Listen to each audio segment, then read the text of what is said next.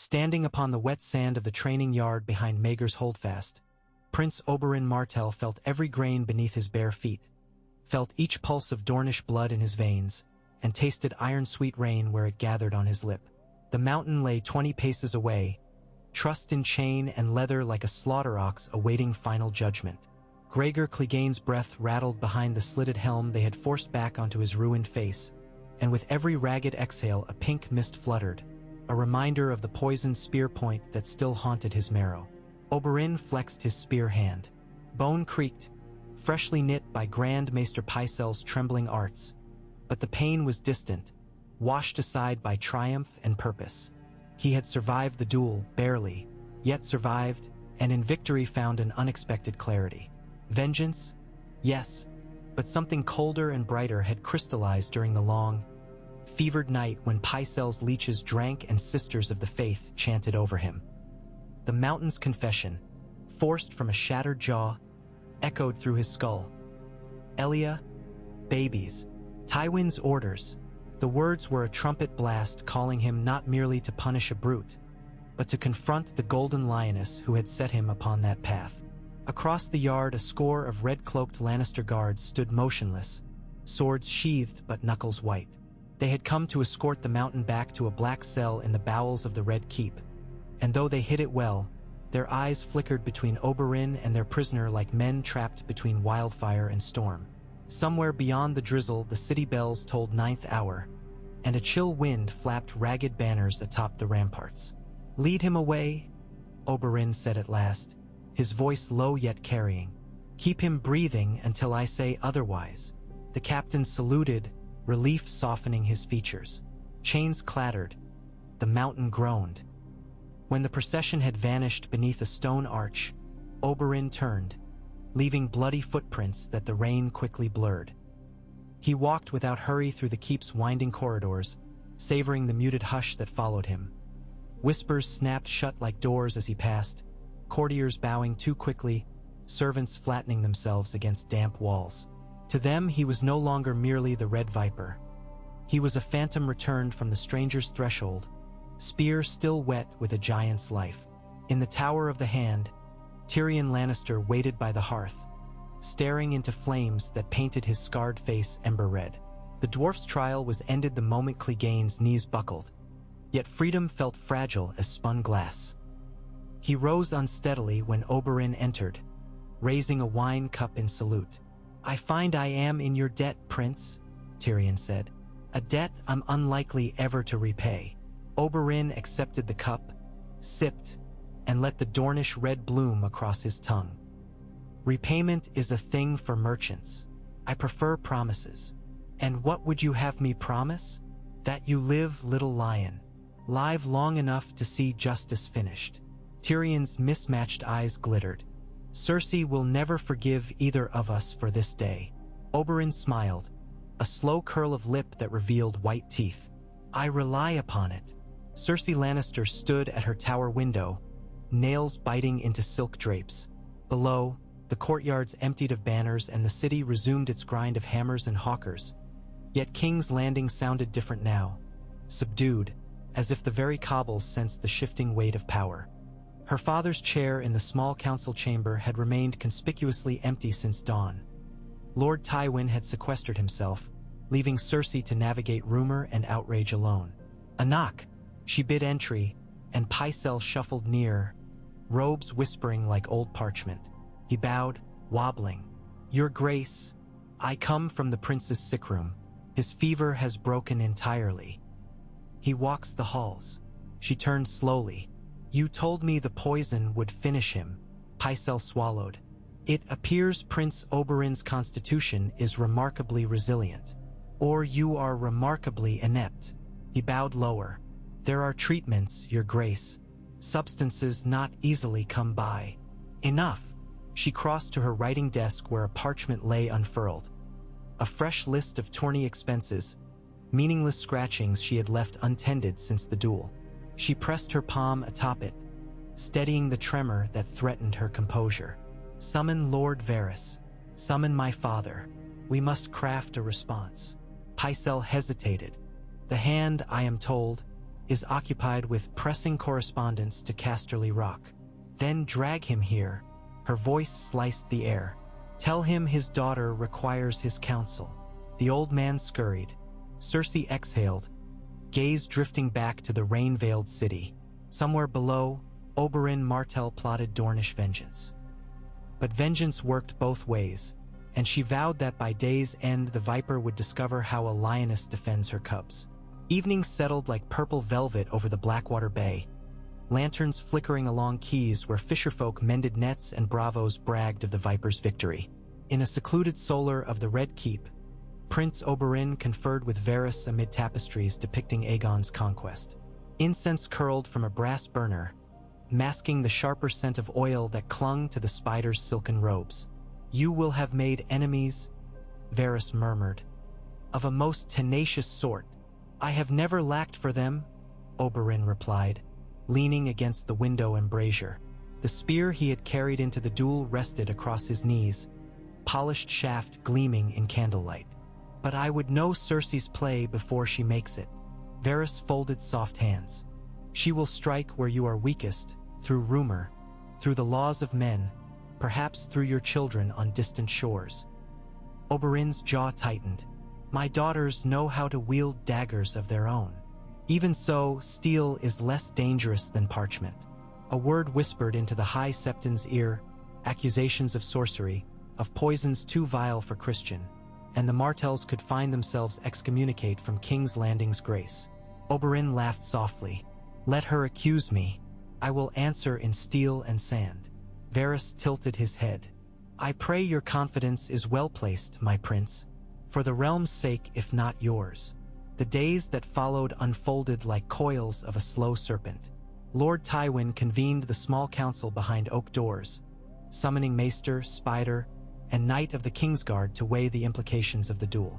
In public, the hand projected calm, yet in private chambers a colder fury brewed. Tywin had won wars with coin and calculation. Now one reckless Dornishman threatened decades of careful alliance. He dispatched riders west and ravens south, weaving a lattice of commands that spanned from Casterly Rock to Sunspear. Oberyn, meanwhile, became a fixture of the court.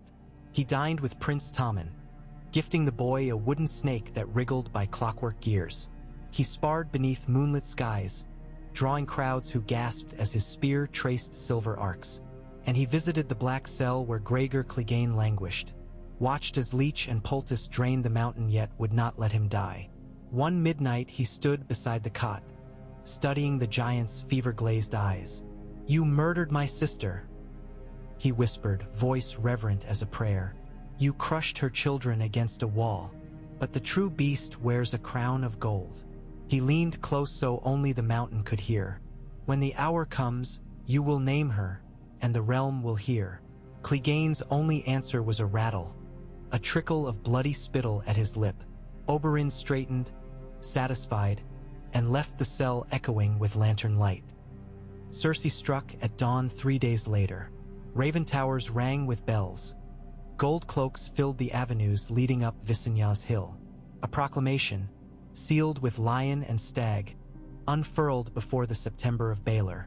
Whereas Prince Oberyn Nymeros Martell is accused of treasonous intent, of seducing the heir to the throne with foreign customs, of employing alchemists to brew poison within the city's walls, and of suborning the disruption of sacred trial by combat, let it be decreed that he shall answer before the Queen Regent and the High Septon upon pain of death. The words washed across King's Landing in waves of shock and delight. Yet when heralds reached the Tower of the Hand, they found the prince reclining on a sun-drenched balcony, plucking at a lute while Tyrion sampled flatbread and olives. The herald read the charges aloud, voice quavering. "Tell the Queen Regent," Oberyn said when silence fell, "that I accept her summons. I shall stand before her upon the morrow, unarmed save for the truth." Tyrion coughed on an olive pit. "You do realize she means to kill you?" Oberyn strummed a bright chord. "Only if I allow it." Dawn broke pale and tentative. The throne room thrummed with anticipation.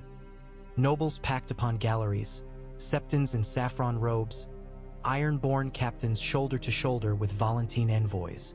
Atop the Iron Throne, Cersei sat robed in Lannister crimson, hair a radiant mantle, chin lifted in imperious disdain. Beside her the High Septon muttered prayers, fat rings glinting. Jaime Lannister stood at her right, white cloak immaculate, green eyes unreadable. Trumpets blared. Doors groaned open, and Oberyn Martell entered alone. He wore a simple tunic of sunset orange, a black silk sash, and no armor. His spear was absent, yet each step conveyed the promise of violence restrained. Murmurs rustled like dry reeds. He halted at the foot of the throne's dais and bowed with deliberate grace. "My queen," he said, voice carrying without force. "You summoned me." Cersei's smile was brittle glass. "We did. You stand accused of crimes most foul. Poison, corruption, treason." She gestured. A parchment was thrust into his hands. "Confess, and the court may show mercy." Oberyn scanned the charges, lips curving. "Mercy is a gift rarely borne by lions." A stir rippled through the hall. Cersei leaned forward. "Do you deny it?" "I deny nothing that is true." His gaze swept the assembly. "Yet I see no truth here. I see fear." She rose, silk whispering. "Fear? You dared bring foreign venom into my city. Your city." Oberyn's voice never rose, yet the space seemed to contract around him. "King's Landing belongs to all the 7 kingdoms, and I am prince of one." Color flared in Cersei's cheeks. Jaime shifted, hand gliding unconsciously toward the hilt at his hip. Oberyn turned, addressing the gathered lords. "Tell me, highborn and low, when a man breaks a child's skull against a wall, who is guilty? The hand that strikes, or the lord who commands it?" Silence. A raven croaked somewhere in the rafters. Oberyn faced Cersei once more. "Gregor Clegane has spoken under confession." He named the one who ordered Elia Martell's death. It was not the Mad King's madness. It was Tywin Lannister's ambition. Murmurs exploded. "And you, his dutiful daughter, sheltered the beast these many years." Cersei trembled. "Lies. Summon the mountain," Oberyn said. "Let him speak before the realm." She glanced at Pycelle and saw only terror. "The creature is dying. His tongue is thick with delirium." Oberyn stepped forward, mounting the first stair. "Bring him anyway, or perhaps you already fear the words he will speak." Swords hissed as 4 Kingsguard barred his path. The hall surged with tension. Oberyn's smile cut like sunrise off steel. "Do you mean to silence a prince? Strike me, sire, and Dorne will rise in flames." Jaime's voice, low and taut, "Stand down." The guards hesitated, then withdrew a pace. Tyrion's voice rang from the gallery, sharp and mocking. "It seems confession is less convenient when your family's sins are recited aloud, sister." Cersei whipped toward him, fury uncoiling. "You will be silent." But the room would not return to silence. Lords whispered behind raised hands. Whispers grew into rumblings. The High Septon cleared his throat. "Perhaps the truth of these allegations warrants inquiry." Cersei stepped back as though struck. "You question the crown?" "I seek the Seven's justice," the Septon replied, eyes flicking toward the crowd. "And when blood cries from the ground, it must be answered." Oberyn inclined his head. "I will submit to inquiry, Holy Father, and provide sworn testimony. Let the mountain be brought before us." A roar rose outside, the tumult of men pushing through corridors. The massive door burst inward, and Gregor Clegane appeared, half supported by chains and jailers, face pale as melting wax. He sagged against the soldiers but raised his ruined eyes toward the throne. Gasps scattered through the crowd. Even Jaime's composure faltered. Cersei backed against the iron throne, its blades nipping her gown. "Remove that thing." But the High Septon stepped between. "Ser Gregor," he intoned, voice echoing. "Before the 7, do you confess to the murder of Elia Martell and her children at the command of House Lannister?" Clegane's jaw worked. A garbled moan escaped, wet and heavy. Oberyn's poison still gnawed his nerves. Yet in that pain a flicker of recognition burned. He coughed, crimson streaking his chin, and whispered a single word. Yes. Chaos erupted. Lords bellowed, ladies shrieked. Tywin's name reverberated like thunder.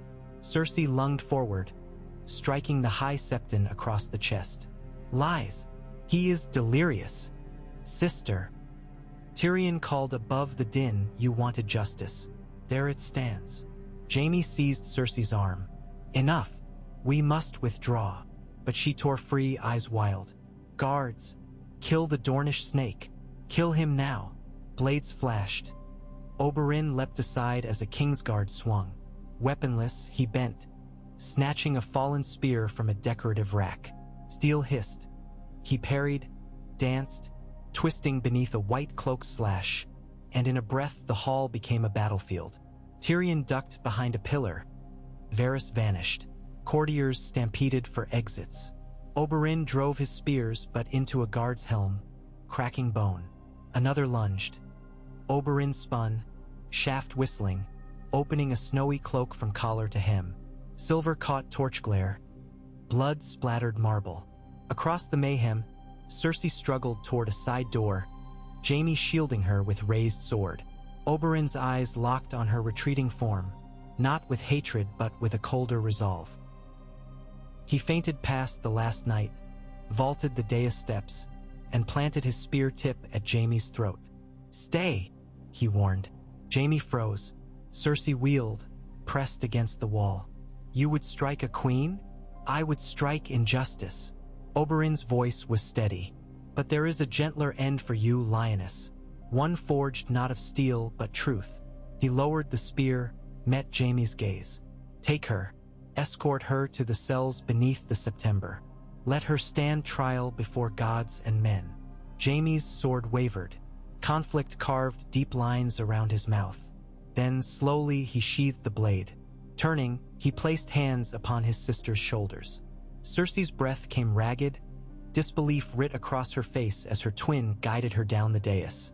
Oberyn watched them go, the hall echoing with distant screams and the clatter of falling steel. Above, stained glass windows spilled dawnlight across the scoured floor, painting it with ruby and gold. The storm had broken. Yet dawn was only the first step toward day, and justice, true justice, demanded more than one confession, more than one fallen crown.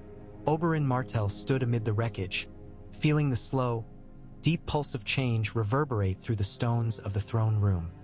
He inhaled, tasted char and myrrh and the faint, salty breath of the Blackwater carried on currents far below.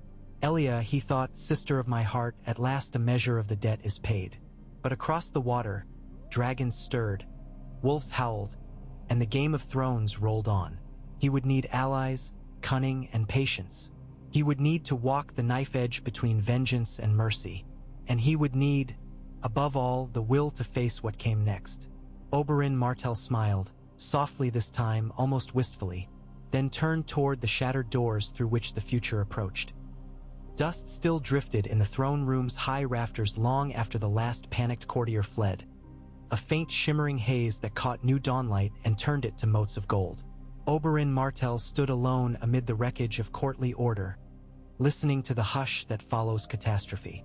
Somewhere beyond the doors a ringing bell announced the hour, and the echo rolled through corridors that had moments earlier thundered with the stampede of human fear. He breathed deliberately, letting each slow inhale wash clean the memory of flashing blades and screaming nobility until only the essential shapes remained. The mountain's whispered confession, Jaime's stunned submission, Cersei's blazing eyes shrinking into a horizon of helpless fury. These were not merely moments but keystones in a new architecture that Oberyn intended to build, one anchored in truth, mortared by consequence. He left the hall, spear still balanced lightly in his hand, and descended the grand stair toward the Godswood. Outside, the storm clouds of the previous days had broken, leaving the air rinsed and sharp. Wet leaves glistened along the path. Ravens picked at scattered grain. In the sanctuary of pale heart trees 2 figures waited. Tyrion lounged on a moss-clad bench, boots muddied, wine cup already replenished. Opposite him, Varys hovered like a cautious heron, fingers folded in the sleeves of a robe the color of smoke. Tyrion toasted with muted irony. To an eventful morn.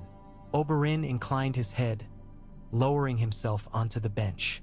You remained remarkably calm for a man whose sister may soon hang. Calm? Tyrion rolled the wine between his teeth. Terrified, actually, but terror can be instructive. It distills what matters. Varys cleared his throat. What matters now, my lords, is the vacuum you have created. Cersei's arrest will splinter the Lannister faction. Lord Tywin will not suffer his blood to be shamed. Oberyn examined the pale bark of the weirwood, its red leaves dripping like rubies. Tywin is powerful, but the confession stands. The realm has heard it. Confessions can be drowned beneath new tides of rumor, Varys warned. If Lord Tywin can present the mountain as delirious, if he can claim sorcery, he will attempt to undo the words spoken. Oberyn's knuckles whitened on the spear shaft. Then we anchor them in more than hearsay. Tyrion arched a brow. You mean to keep Gregor alive? Alive and lucid. Oberyn turned to Varys. You have apothecaries in your employ. They will tend his fever, purge the poison enough to return clarity without easing pain. The spider bowed slightly. A delicate balance, but achievable. Do so. Oberyn rose. I will speak again with the High Septon. The faith now guards Cersei. Their neutrality must be fortified. Tyrion drained his cup and followed. Remind him also that the crown owes the faith a mountain of gold. Debtors listen keenly when their purses jingle empty. High above the city, in a shuttered solar thick with the scent of beeswax and parchment, Lord Tywin Lannister pressed a sand-filled hourglass into motion.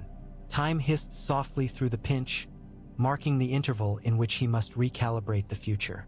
Ser Kevin stood nearby, face grave, while Qyburn unrolled scrolls detailing secret purchases of rare herbs, ingredients that might stave off poison's progress in a massive body.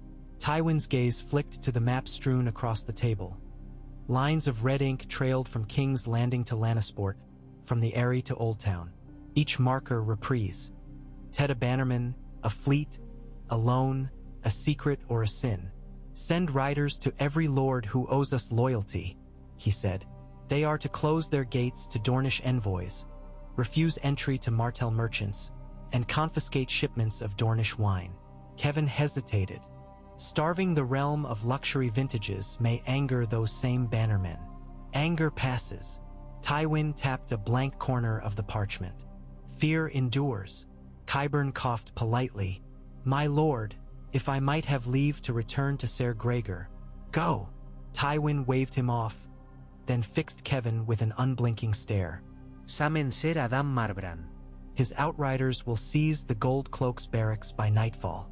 The city watch will answer to us or bleed. Kevin inclined his head and departed, boots echoing along marble. Once alone, Tywin reached for a quill, its point already stained.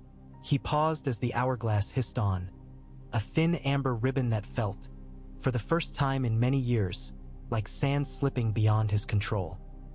In a sunlit antechamber outside the September of Baelor, Cersei paced the length of her confinement. The chamber was gracious compared to dungeon cells. Tapestried walls, carved chairs, a single narrow window offering a sliver of sky, but its locked door might as well have been iron. She wore a plain gown given by the septas, her hair unadorned. Humiliation burned hotter than any coal. Jaime stood guard within, white cloak draped from one shoulder. They will grant you audience soon, he murmured, though he had repeated the sentiment thrice already. Cersei stopped before him. Why did you stand aside? Why help that viper? Jaime's gaze drifted to the window as if the distant harbor could supply courage. Because the truth was spoken, Cersei. Elia and her babes. Truth? You think our father unworthy of vengeance upon traitors? Rhaegar stole Lyanna Stark, and the crown prince burned Rickard and Brandon alive. Elia's death was war. So were tens of thousands of others, Jaime said quietly. But we did not smash their children's skulls. Cersei's palm cracked across his cheek. His head snapped sideways, yet he did not retaliate. Tears brimmed at the corners of her eyes. You betray me for a Dornish snake. I betray no one, Jaime whispered, rubbing the welt. "I seek redemption." Footsteps approached beyond the door. A septa's voice droned prayer. Jaime turned the bolt. Two silent sisters entered to fetch the prisoner for prayer and questioning. Cersei drew herself tall, pride wrapping her like gilded armor. As she passed Jaime, she leaned close enough that only he heard. "When Father comes, he will flay them all and hang their skins from the city walls." Jaime closed his eyes as the door shut behind her. Bronn found Tyrion at dusk on the ramparts of the Gate of the Gods, gazing toward the Blackwater where orange sky bled into steel water. The mercenary leaned his elbows on the parapet. Storms brewing, not the weather sort. Tyrion managed a wry grin. "When is it ever the weather sort in King's Landing?" He sipped watered wine. "Lord Tywin sharpens daggers. Cersei prays for deliverance or plots revenge. The Viper counts seconds. And we, dear Bronn, stand in the middle like children on a frozen pond." Bronn shrugged. "Children drowning never concerned me, but I worry for my own toes. What do you plan?" "Plan? Plans crumble under Lannister gold." Tyrion tapped the rim of his cup. "We need something heavier than coin. Something Father cannot simply purchase or crush." Bronn's eyes narrowed. "Dragons?" Tyrion snorted. "A pity none answer summons." Then his eyes widened a fraction. "But there is Dorne. Dorne has snakes, sand, and sunburn. It also has armies unblooded since Robert's rebellion, and a prince who now commands sympathy across half the realm." Tyrion's tone sharpened. "If Lord Tywin moves to silence Oberyn, Sunspear may march. Father fears war above all. War drains coffers and invites chaos." Bronn smirked. "So you want me to ride south and whisper in Prince Doran's ear?" "Not you. I need a raven to fly faster than riders. Doran respects parchment above bravado." Tyrion turned away from the sea to face the city. Towers catching firelight, smoke curling from thousands of hearths. A living host of souls balanced on the edge of upheaval. "Tell the Viper I seek audience with the sand snakes. They must prepare the message." Bronn scratched his stubbled chin. "And what realm-shaking words do we send?" Tyrion smiled thinly. "Tell Prince Doran that vengeance long deferred is ripe, but only justice preserves the fruit." By moonrise Oberyn stood beneath the Myrish lanterns of Littlefinger's manse, invited to a clandestine supper ostensibly hosted by the Master of Coin. Peter Baelish's tables overflowed with scented lamprey pies, quails stuffed with figs, and spiced Dornish reds poured by half-naked attendants. Yet their host absented himself, citing last-minute business. In his place, Margaery Tyrell greeted Oberyn with a courtly curtsy. Her eyes, large and clever, studied him as they took seats at opposite ends of an oaken table. "Lord Baelish believes alliances are forged in comfort," she said, lifting a grape to her lips. "I believe they are forged in purpose." Oberyn inclined his goblet. "Purpose suits me better than comfort. Then let us dispense with pleasantries." She leaned forward. "My grandmother taught me that kings and queens live or die by the river of rumor. Queen Cersei's arrest has begun a flood. Some call for Tommen's mother to be tried like Maegor's brides. Others whisper that Prince Oberyn would sit a Dornish princess upon the throne." The Viper's smile flashed. "And what does Lady Margaery desire?" "Peace," she answered without hesitation. "But peace purchased at the price of justice, else it rots. I will wed the king soon. His reign must begin untarnished."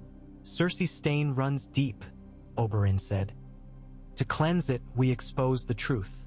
Will the Tyrells stand witness when the Mountain repeats his confession before the Faith?" Margaery considered. "The Faith is respected across the Reach.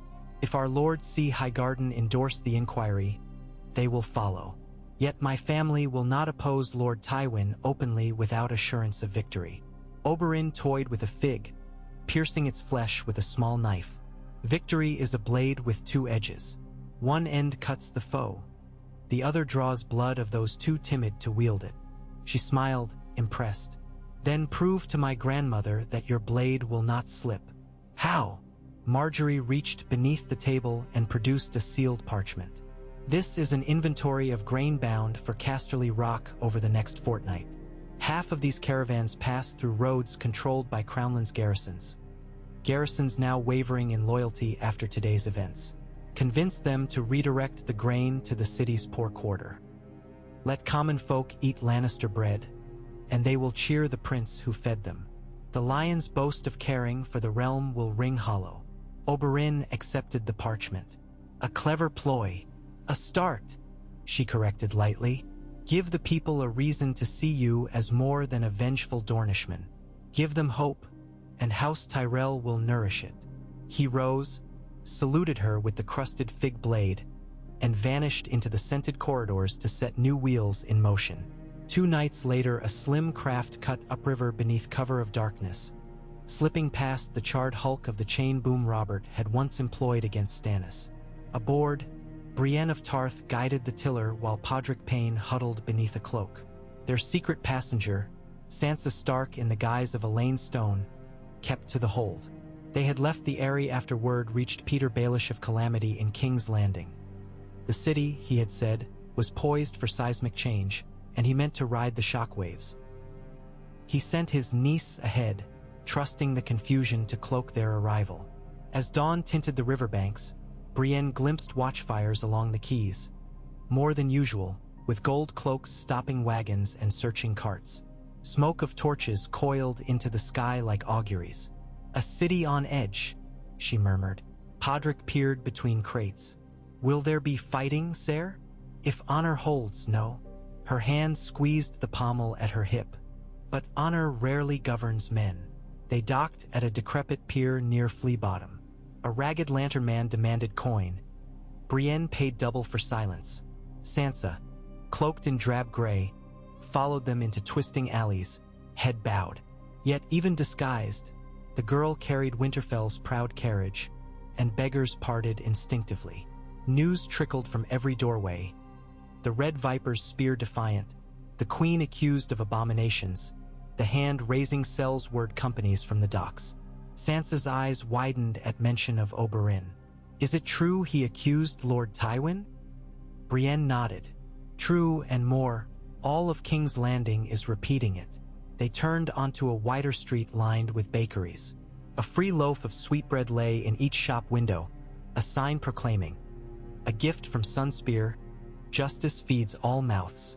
Children cheered, chasing crumbs. Women blessed the Prince of Dorne aloud. Podrick licked sugar from his lips. Looks like the Viper bought friends. Or earned them, Brienne said. Yet in her stern heart suspicion coiled. Gifts bred obligation. And she had sworn to find the Stark girl a safe place, not a throne of intrigues. She steered them away from celebrating crowds toward the sprawling manse of the Spider on Rhaenys' Hill. If webs held any refuge, they would find it there. That same morning, in a courtyard fragrant with lemon trees, Oberyn knelt opposite a madwoman. Olenna Tyrell, the Queen of Thorns, plucked blossoms with arthritic fingers and tossed them into a fountain where carp glimmered. She appraised the prince through half-closed eyes as he recounted the redirected grain, the cheering mobs, the mountain's slow revival under measured tonics.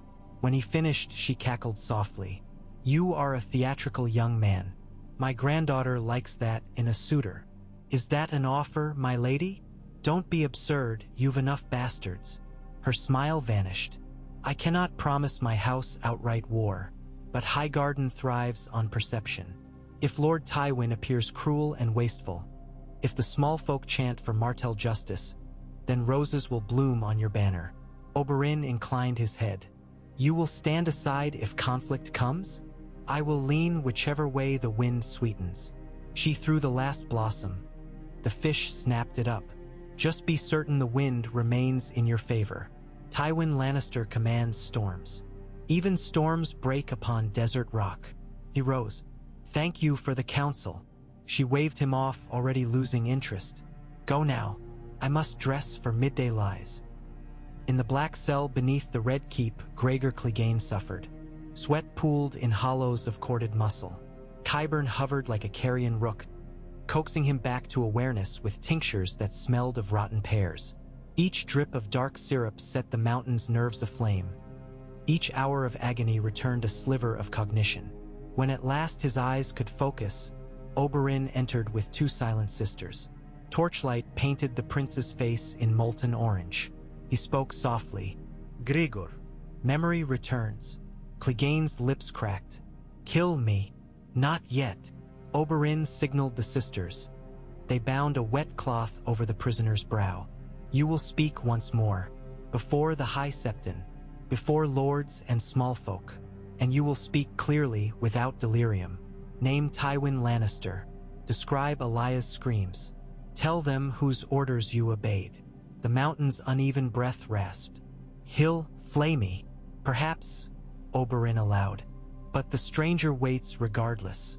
Better to enter death free of lies." Gregor's eyelids fluttered, in their depths a flicker of reflection. A brutal man glimpsing his own monstrous shape. Flickered and dimmed. Then slowly he nodded. Oberyn turned to Qyburn. "Prepare him. Tomorrow we stand before the faith again." Qyburn swallowed hard, knuckles white on a vial. "If he dies before then you will join him in confession." The viper's smile never touched his eyes. Night draped the city in indigo when Jaime slipped unseen from the September. Cloak traded for a dark traveler's cape. He crossed the street of silk where revelers caroused beneath lanterns painted with lewd oils. No one recognized the one-handed knight. He ducked into an alley and climbed a narrow stair to a room that stank of tallow and stale perfume. Cersei waited within. The Silent Sisters had allowed a brief visit, believing the twins' private worship might ease the queen's contrition. But here, among dust and shadows, Cersei's contrition lay crushed beneath wrath. She seized Jaime's arm. "Tywin rides at first light with 300 men. He will sweep the faith aside, drag me from their clutches, and hang the Dornishmen from the city walls." Jaime's throat tightened. "He intends bloodshed in Baelor Square? He intends justice," Cersei hissed. "You will stand with him and see the city burn again?" No. "Coward." Her nails dug into his flesh. "When Father comes, he will remember who defied him. I have lived under Father's memory all my life." Jaime pulled free. "I will not bathe the stones in peasant blood to shield our shame." Cersei's laughter was a brittle chime. "Then you condemn us both. But know this, if Oberyn Martell lives to see tomorrow's sunset, he will strip us of everything. Perhaps what he strips away deserves removal." She eyed him, horrified. "You speak treason. I speak truth." Softly he touched her cheek. "Whatever happens, Cersei, remember that I loved you." She slapped his hand aside. "Loved?" Her voice broke. "Loved is for fools. We were strength." Tears glimmered. "If you abandon me, you are nothing." Jaime said nothing. He left her with her weeping, closing the door on a decade of shared sin. Dawn found the great September of Baelor ringed with a living wall of Lannister men, armor catching sunrise in bloody glints. Inside, the nave filled with whispering nobles, small folk pressed against pillars, septas murmuring prayers. At the altar the High Septon waited, flanked by 7 towering candles. Gregor Clegane, bound and steadied by armed faith militant, stood upon a wooden platform before him. Oberyn Martell faced them, cloak of orange and crimson draped over storm-dark leathers. The mountain's breath steamed in the cool air. Pain sharpened his gaze. The vulture's elixirs held him hovering at the cliff's edge of life. The crowd fell silent as bells tolled thrice. The Septon spoke. "Ser Gregor, you stand accused of grievous murder, of abduction and defilement. Before gods and men, speak now the truth." Clegane's massive head lifted. Hall pillars seemed to bend inward, soundless beneath the weight of awaited words. His broken voice rattled. "I took orders from Lord Tywin, Lannister." Each syllable a stone dropped into a still pond. He said, "Kill the babes. No witnesses." Gasps rippled. The Septon lifted his hands. "And Queen Cersei?" Gregor swallowed, blood spotting his lip. "She knew." She laughed. When Elia screamed, sobs erupted. A woman fainted. Oberyn's fingers tightened on the spear, but he used as a stave, but he held position. "Do you repent?" the Septon asked. "Yes." A single word, and with it Gregor sagged, strength extinguished. Faith Militant eased him to a knee. Qyburn stepped forward bearing draft. The Septon blocked him. "No more potions. Let the gods decide what breath remains." Oberyn inclined his head. "His life belongs to the faith now." Outside, trumpets blared. The wooden doors boomed until hinges buckled, and Lord Tywin Lannister strode into the sept surrounded by crimson cloaks. Dust swirled in his wake. "Enough," he commanded, voice ablade. "This farce ends." The High Septon raised his staff. "You violate holy ground, Lord Tywin." "I uphold royal justice," Tywin hissed, eyes cold iron. He surveyed the crowd. "This creature is delirious. The Dornish prince poisoned him. The confession is void." Oberyn stepped between, tip of his makeshift stave pointing groundward in courtesy. "You come armed into the god's house, my lord. Is your conscience so brittle?" Tywin ignored him, looking past to his daughter, escorted forward in chains by silent sisters. "Release the queen at once." The Septon lifted his voice. "Her grace stands accused. Until inquiry ends, she remains under the faith's protection." Tywin's gauntlet clanked on his sword pommel. "Then know this. When I leave these doors, the Lions of the Rock will return with siege ladders. This sept will become a tomb for any who bar my path."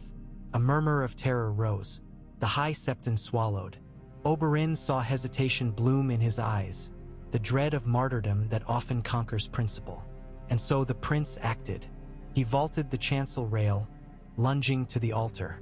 Every gaze snapped to him as he drew a slim dagger from his boot and placed its edge at his own throat. "Stand fast," he called, voice ringing from stone to stone. "No blood need fall but mine." Tywin froze, analyzing.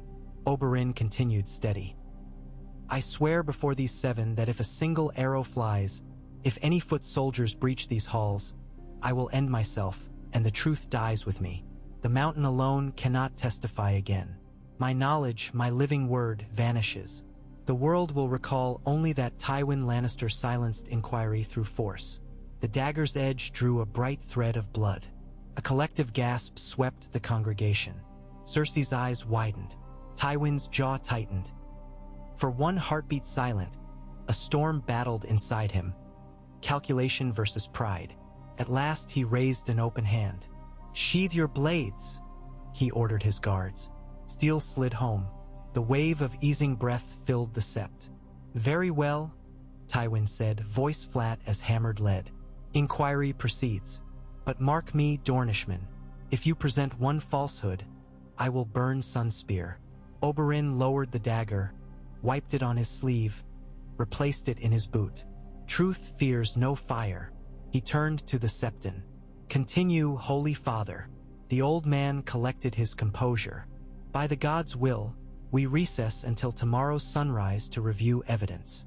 Tywin spun on a heel and exited.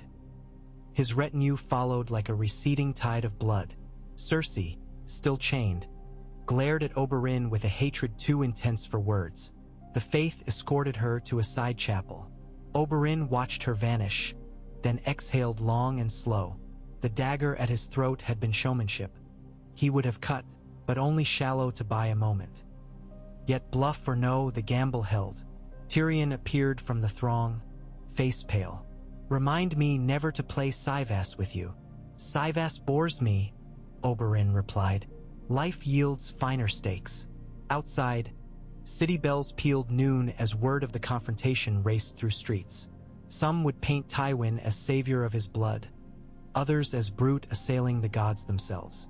Perception would decide, and perception tilted beneath the viper's feet. He must guide it true. He strode into the sunlight, leaving behind the lingering aroma of incense and blood. The day smelled of river mud and hot bread, of ironwork and possibility. Below Baelor's steps, thousands gathered, eyes bright with something that looked suspiciously like faith. They parted for him, whispering, touching the hem of his cloak. Babies were lifted for blessings. Merchants offered pomegranates, their flesh red as war. Children paraded with carved wooden snakes. Oberyn Martell paused atop the last stair and gazed across the tide of humanity. If he wielded them without wisdom, they would drown him. If he hesitated, Tywin would break him. He would need a lie steady as granite. He would need Dorne's spears and Reachman's grain, Ironbank's silver and the subtle poison of rumor. He would need, above all, to remember that vengeance and justice are twins at war within the same womb. He raised a hand. The crowd hushed like windless desert. "My friends," he began, voice carrying over rooftops. "Today you have heard a giant confess to murder. Tomorrow you will watch the mighty answer for sins long hidden. Stand with me, not as Dornish or Crownlander, not as noble or common, but as seekers of truth." Cheers erupted, a roar that shook the marble underfoot. Oberyn let their acclaim pour over him, but he kept his dark eyes fixed on the horizon where distant fires might yet rise. Beyond that line dragons circled, wolves prowled, krakens roused. The Game of Thrones had merely drawn first blood. He stepped down into the throng, hands clutched at him, tugging, blessing. He moved not as conqueror but as current in a swell that had just begun to crest, determined to guide the flood toward justice before it devoured them all. And somewhere high within Maegor's holdfast, Tywin Lannister's hourglass bled its final grains, the hiss of sand grown thin as a dying breath. The night was restless in the capital, though the lamplighters swore the wind should have lulled all sensible folk to their beds. In flea-bottomed children still chased wooden vipers between puddles that gleamed with reflections of torch flames, shouting oaths they scarcely understood. "Justice for Elia!" while their mothers watched from doorways, trying to decide whether the prince's promises would mean free bread again come morning. Alley cats fought over crumbs beneath tavern shutters, their hissing drowned by the louder snarls of sellswords drunk on cheap arbor red. Above it all, the Red Keep loomed like a silhouette of dread and possibility, its windows flickering with the sleepless plotting of 100 rival hearts. Inside those high walls, Prince Oberyn Martell stood beside a narrow casement in a disused solar overlooking the torch-stippled city. The stone beneath his bare feet still held the day's heat, though the air that drifted through the window felt cool and smelled faintly of sea salt. He rested his fingertips on the sill, letting the faint tremble in his spear arm fade beneath the breeze. The dagger he had pressed to his own throat hours earlier lay on a table behind him, wiped clean but not forgotten. In its reflection he had glimpsed both his courage and his danger. He was alive because of one, imperiled because of the other. A soft creak of hinges announced Tyrion Lannister's arrival. The dwarf slipped inside carrying a clay flagon and 2 cups. He crossed the room with the careful grace of a man who had learned long ago to hide the pain in his knees. Without a word he poured dark wine, handed 1 cup over, and leaned against a battered escritoire whose drawers had been warped shut by humidity. Oberyn accepted the drink but did not sip immediately. Tyrion broke the silence. A toast would feel frivolous tonight, yet habit is a tyrant. He raised his cup anyway. To the thin line between audacity and suicide, Oberyn touched his cup to Tyrion's and took a swallow. The wine was spiced, heavy with cinnamon. The line grows thinner by the hour. How fares the city? Jumpy as a virgin in a pillow house. Tyrion's lips twitched. Half the gold cloaks fear they'll be branded traitors if they side with my father. The other half fear they'll be hanged by the faith if they don't. Small folk pray, merchants hoard, and every sellsword company within a week's ride has doubled its price. And Lord Tywin? Busy forging chains he imagines will hold the realm. I left Bronn lurking near the hand solar to count how many messengers come and go. Tyrion studied Oberyn's profile. You know he would scorch the Riverlands again if it served his designs. He may try. Oberyn set his cup aside and finally allowed himself to lean back against the casement, arms folded. But Clegane's confession has seeded doubt. Even a lion cannot roar loud enough to smother 1,000 whispering tongues. Whispers are wind, Tyrion said softly. Gold builds armies. Which gold? Oberyn countered. The Lannister mines run thinner each year, so the rumors claim. and the Iron Bank never forgives a debt. If King's Landing erupts into siege, who will lend Lord Tywin coin, when paying him risks Dornish spears at their ports? Tyrion barked a laugh. 7 hells, you have considered this. The day I slew the mountain in the arena, I considered everything. He closed his eyes briefly, felt once more the crunch of bone under his heel and the sickening thrill of victory. Everything except survival. Now that I live, each breath must serve purpose. Tyrion crossed the room and refilled their cups. Then breathe for both of us, my prince. I find myself perilously short of purpose, beyond keeping my head attached. You will need it, Oberyn said. Tomorrow's inquiry may call you to witness. Tyrion frowned. You truly mean to drag our secrets into the sun? Oberyn's gaze was unflinching. If the sun burns them to ash, so be it. Far across the courtyard, in a torchlit gallery lined with war banners from generations of conquest, Ser Jaime Lannister moved from shadow to shadow, every step measured. With his remaining hand he held a candle, shielding its flame with a gauntlet palm to keep the draft from snuffing it. The corridor was empty save for the echo of his own boots and the flutter of banners overhead. The crowned stag, the 3-headed dragon, the lion rampant, symbols of glory tarnished by the current turmoil. He halted before a tall oaken door bound in black iron.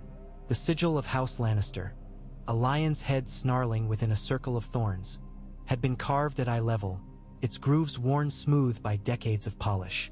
Jaime hesitated. He thought of his sister's last whispered promise. Father will flay them all. He pictured the mountain's ruined face, Oberyn's blade hovering at his own throat, and the moment he had chosen not to fight. With a sigh, he lifted the latch and stepped inside. Lord Tywin's private study smelled of parchment, candle wax, and a subtle note of leather, always leather, perhaps from the hides of books or the chair that dominated the center of the room.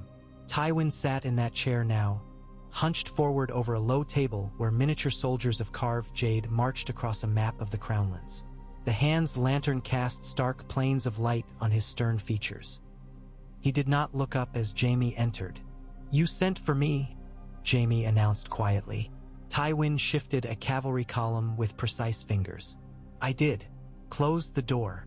Jaime obeyed, then stood at a respectful distance. His father continued arranging troops for another silent minute before finally leaning back.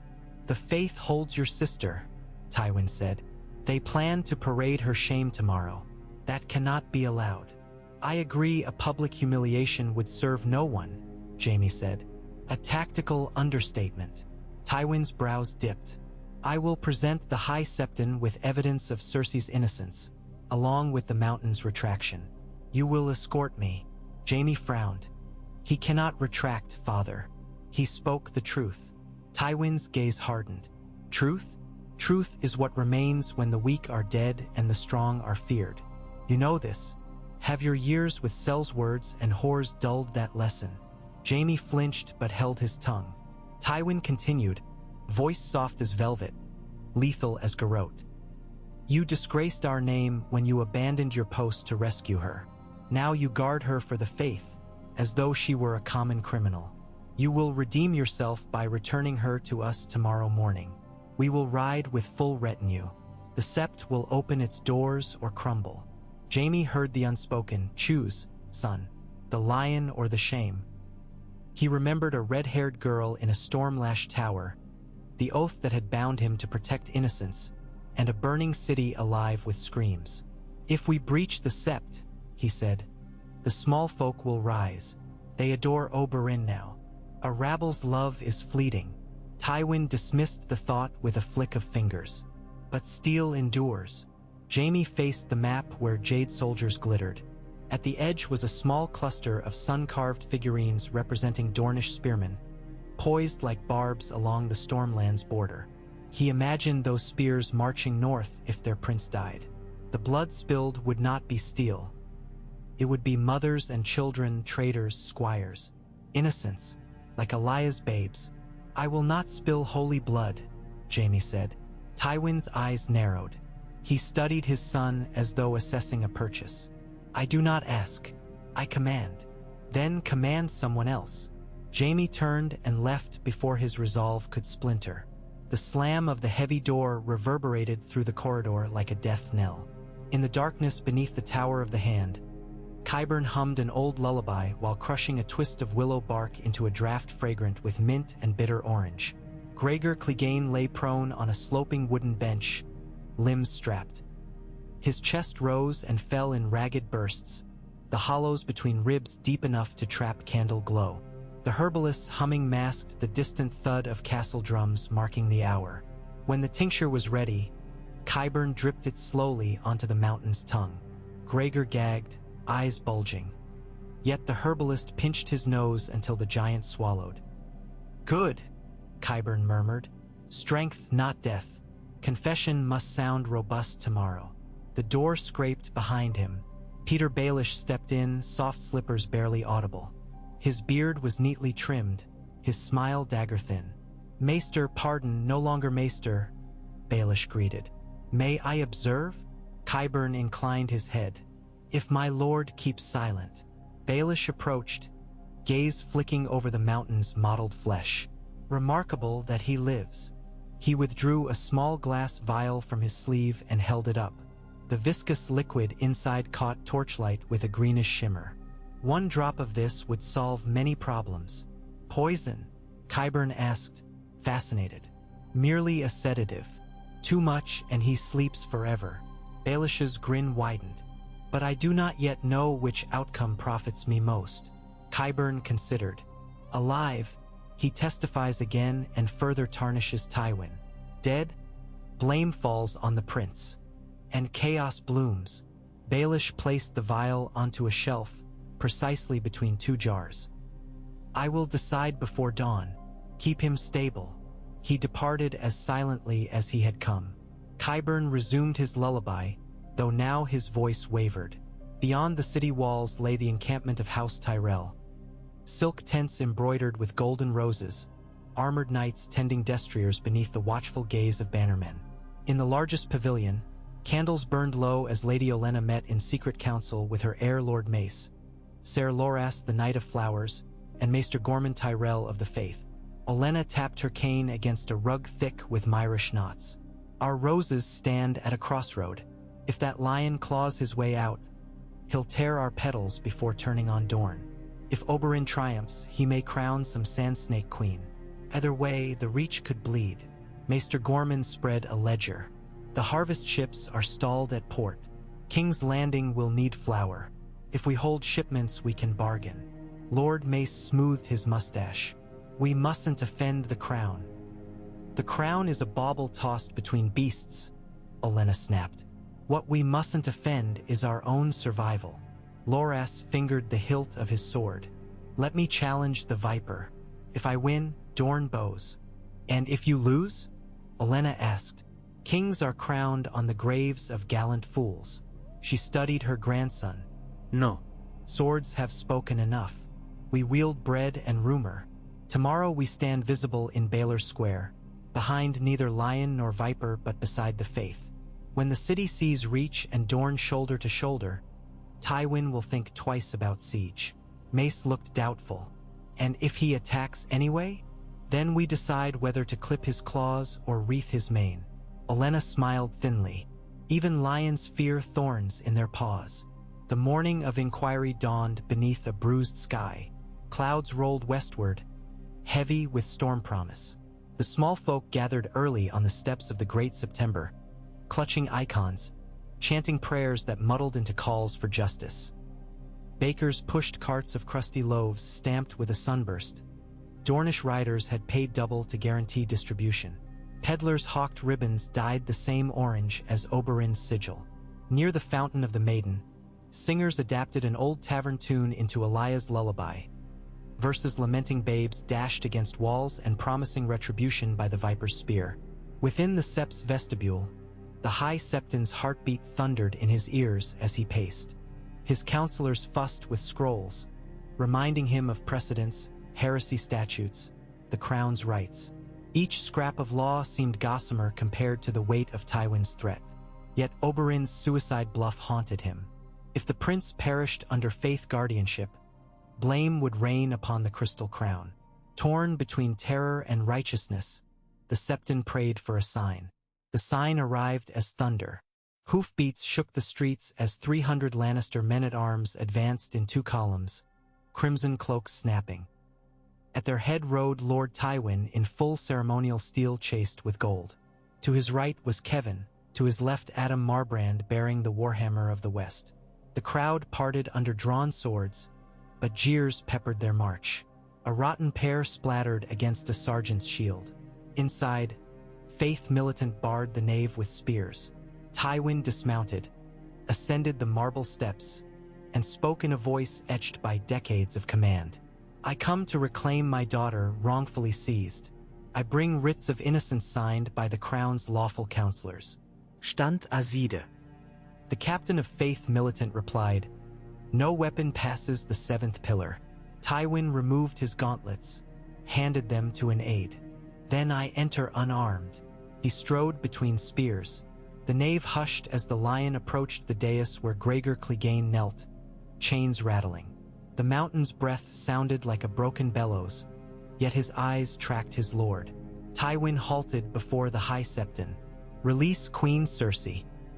Dismiss these baseless charges, and House Lannister funds the reconstruction of your library, burned in Maegor's reign. The Septon swallowed.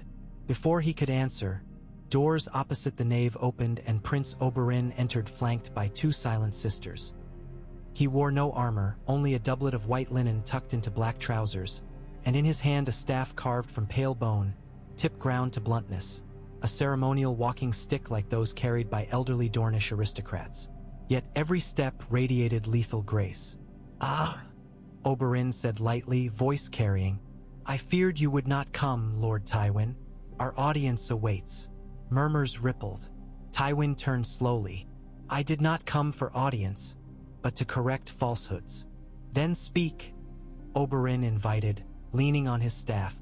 Before Tywin could answer, the mountain coughed violently, spittle spraying the marble. Qyburn hurried forward with a cloth. Gregor's lips moved. At first only a rasp emerged, but he forced sound. Tywin promised gold. Silence crashed over the sept like a wave hitting stone. Tywin's face remained placid, yet a vein pulsed at his temple. Oberyn gestured to the congregation. Hear him. Even on death's verge he clings to truth. The High Septon lifted trembling hands. Ser Gregor, state plainly. Did Lord Tywin Lannister command the murder of Elia Martell and her children? Gregor drew a breath that whistled between cracked teeth. Yes. A collective gasp. Then cheers from outside thundered through windows. The Faith Militant shifted uncertainly. Tywin inclined his head as though hearing distant music. His eyes met Oberyn's.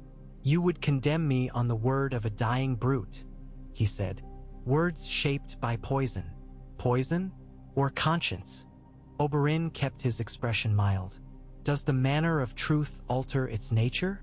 Tywin addressed the Septon. I invoke trial by combat. Let my guilt or innocence be decided by steel under the eyes of the 7. Whispers filled the sept. Trial by combat was sacred right. Even the faith dared not deny it. Oberyn's lips curved. And who shall champion you, old lion? Tywin looked to Ser Adam Marbrand, a knight of fearsome skill. Adam stepped forward, hand on sword. I will fight, the prince said, tapping his staff, but not with spear or sword. Let us meet as men of words first. Put aside steel, Tywin, and debate before the faith. The daughter's honor, the king's justice, the realm's peace. Tywin sneered. Debate is for maesters and minstrels. Steel decides. The Viper sighed theatrically. Very well, but the gods will not accept an uneven match. You name a champion, I name mine. He turned toward the nave's rear where sunlight shone between doors just opening. A lithe woman stepped through. Nymeria Sand, clad in supple leather, twin short swords at her hips. Beside her strode Ser Loras Tyrell, resplendent despite simple tournament armor, the embroidered golden rose gleaming on his chest. Their arrival sparked a frenzy of whispers. Reach and Dorne allied, unthinkable days ago, reality now. Loras bowed to the High Septon. The Reach stands with truth. Nymeria bowed with equal grace. And Dorne with justice. Tywin's nostrils flared, but he kept voice level. One champion, not two. They are one alliance. Oberyn spread his hands. Choose two of your own. Balance. Across the nave, Jaime Lannister stepped from a side arch dressed in mail, sword at hip, white cloak gone. He met his father's eyes with quiet resolve. I will stand for truth. Next to him thundered into place Ser Brienne of Tarth, long sword across her back. Tywin stared at his son, betrayal writ plainly, then turned to Kevan, whose shoulders sagged. The hand realized he was outnumbered not by blades but by hearts. Crownless lions, flowering knights, desert vipers, and the faith's shepherds all coalesced against him. Still he spoke, so be it, 2 champions each. At sunset, the High Septon, still trembling, struck his staff thrice upon the floor. Let preparations begin. Outside, clouds burst. Rain hammered the city in sheets, drenching banners and extinguishing torches. Lightning forked above the bay. In a stable yard behind the sept, Nymeria Sand tested the balance of her swords while Ser Loras stretched lithe muscles. Jaime and Brienne conferred near an anvil-turned altar where a smith sharpened their blades despite the downpour. In a covered alcove, Oberyn watched, arms folded. Tyrion joined him, cloak plastered to his skin.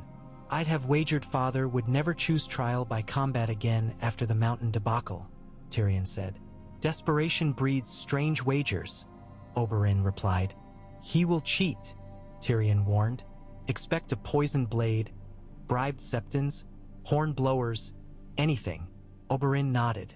Truth must wear armor thicker than steel. He glanced at Jaime, noting the tension in the Kingslayer's jaw. Your brother fights for honor now. Tyrion followed his gaze.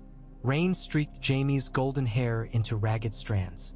We both do at last, Tyrion whispered, though honor may kill him. Under vaulted stone, Cersei knelt in a candlelit cell, wrists chained, hair tangled. Water dripped from the ceiling into a shallow basin, each plink echoing like distant mockery. She replayed Oberyn's words in her mind, each phrase rubbing raw the wound. D of her pride. If only she could speak with Joffrey. Ah, but Joffrey was dead, Tommen a boy, and she trapped like a thrush beneath raven claws. The cell door groaned. Peter Baelish slipped inside, smelling faintly of cloves. He knelt, whispered soft, You need allies, my queen. Cersei's laugh was a broken sound. Allies? They feast on my fall. Yet I can guide the dance. Baelish's eyes glimmered. Do this. When you stand before the crowd at sunset, renounce your right to trial, proclaim your innocence, and ask only mercy for Tommen. Play the mother wronged. Cersei glared. Begging like a pauper? Not begging, commanding sympathy. Baelish leaned closer.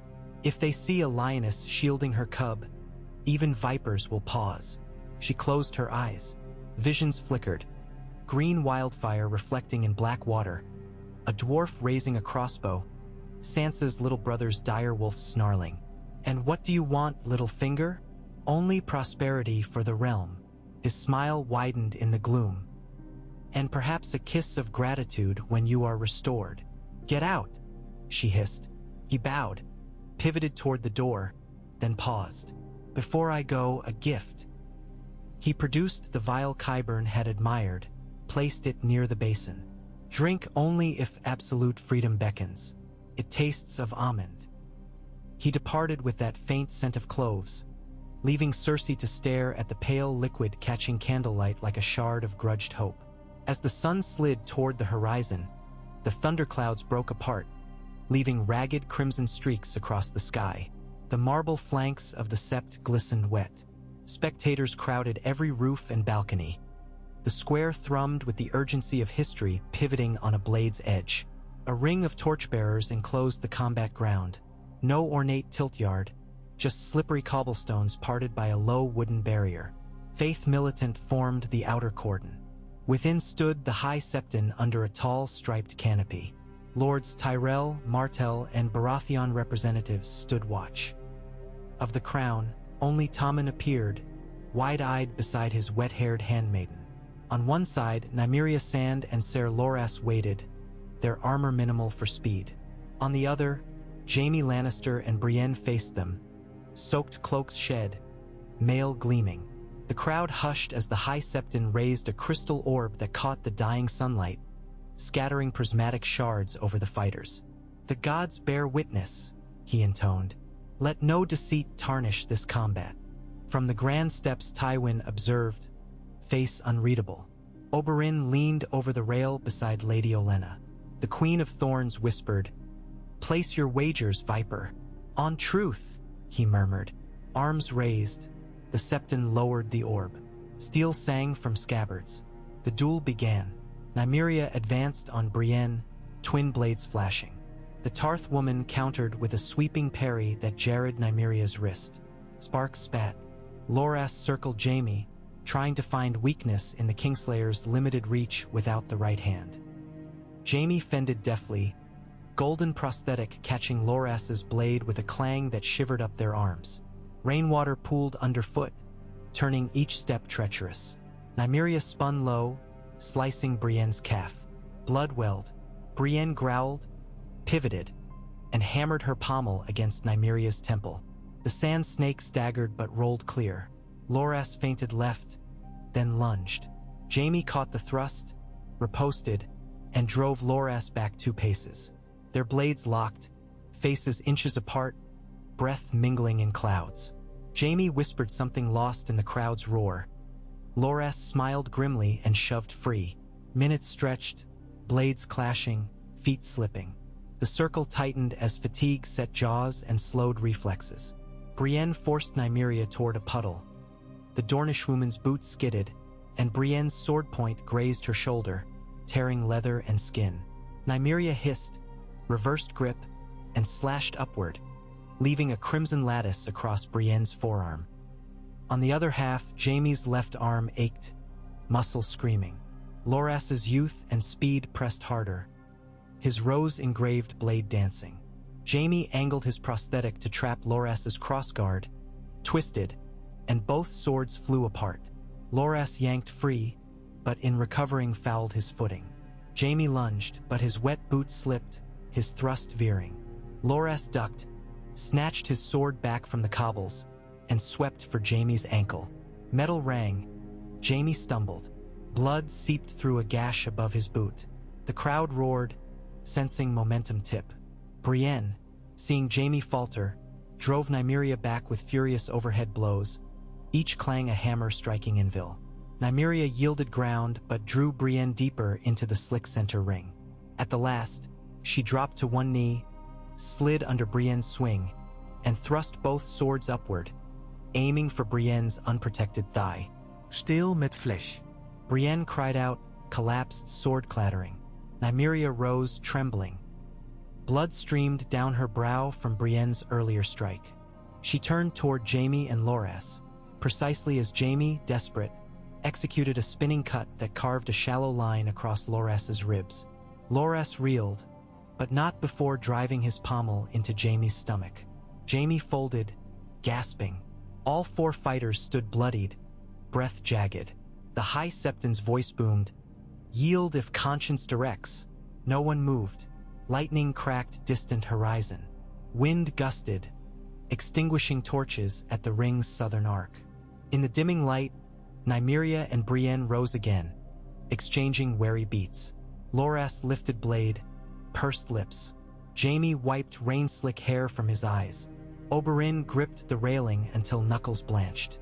In silence, his mind traced every angle catalog of potential tragedies. Nymeria lunged at Jaime, a feint. Brienne intercepted mid-arc, steel slamming steel. Reeling, Jaime pivoted behind Brienne, locked arms around her torso to steady. In that moment, Loras saw an opening. Nymeria's flank exposed. He thrust. Nymeria twisted, but tip found blood. She gasped, swords dropping. Brienne tore free of Jaime's grip, caught Nymeria under one arm as the sand snake sagged. Loras withdrew blade, horrified. Jaime caught Loras's wrist before second strike. Their eyes locked. Understanding, regret, Loras yielded, sword clanging to ground. The High Septon hurried forward. By the gods, enough. Champions have fought, blood has spoken. Those standing must decide. Brienne lifted Nymeria's limp form. She lives, Brienne rasped. Let a maester attend. Loras pressed a hand to ribs, nodded. I yield. Honor demands it. Jaime knelt, wounded ankle buckling. Likewise, thunder boomed. The crowd erupted, cheers and sobs. The Septon raised arms. Trial concludes. No victor by death, yet both sides yield to mercy. We of the faith shall deliberate. Tywin surged forward. This resolves nothing. But before more words, Cersei appeared, escorted by silent sisters, face pale yet composed. She stepped past her father, dropped to her knees before the High Septon, head bowed. Rain plastered her dress. My sins, if any, are the sevens to judge, she said, voice carrying through hush. I ask only clemency for my son Tommen, 14 and innocent. Her chains rattled as she lifted bound hands. Spare him the stain of his mother's guilt. Gasps. Tears shimmered in Tommen's eyes where he stood at the rail. The spectacle pierced even Tywin's armor of will. Murmurs spread. Oberyn watched Cersei's performance, part sincere, part calculated. He glimpsed Peter Baelish in the shadow of a pillar, smiling faintly. Yet the prince felt no urge to expose her act. Let the realm witness humility, feigned or not. It softened rage. The High Septon signaled. Faith militant escorted Cersei away, but gently. He addressed the multitude. The seven have shown mercy through champion's restraint and a queen's plea. The faith shall weigh confessions, examine writs, and decide verdicts on the morrow. Dusk surrendered to full night. Rain eased, torches relit. Oberyn descended to the ring where healers tended wounds. Jaime knelt beside Brienne, helping wrap Nymeria's bleeding side. Loras accepted stitches from a reach maester. No swords raised. Oberyn crouched, set a hand on Nymeria's brow. She blinked, pain-slow smile. Did we win? She whispered. We are alive, he answered. That is victory's root. Hours later, in a candlelit loft above the Dragon Pit stables, Oberyn, Tyrion, Jaime, Brienne, and Loras convened around a rough-hewn table. Steam rose from mugs of mulled wine. Maester Balabar had treated their wounds. Jaime spoke first. The faith may still bend to father's pressure. Tyrion countered, not after tonight's pledge of mercy. If they condemn Cersei now, they betray their newfound pious image. But Tywin remains hand, Brienne said. He commands garrisons. If he seizes Tommen, he wields the king. Loras traced a finger through spilled wine. Highgarden can field 30,000. We could escort Tommen into Reach custody, safe until verdict. Oberyn considered. And Dorne? My brother Doran stands ready to seal alliance. A royal progress south could unite hostility around a single goal. Keep the boys safe. Jaime shook his head. Father will never allow Tommen beyond his grasp. Tyrion leaned forward. Then we lure father away. Give him reason to ride west in haste. An uprising at Casterly Rock, perhaps. He smiled crookedly. I know a few sellswords who can stage a convincing riot.